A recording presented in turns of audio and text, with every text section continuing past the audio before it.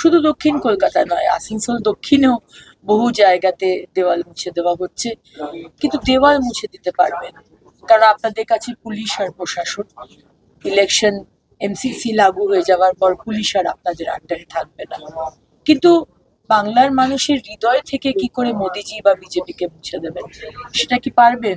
তার কি কোনো রং বেরিয়েছে মমতা ব্যানার্জি?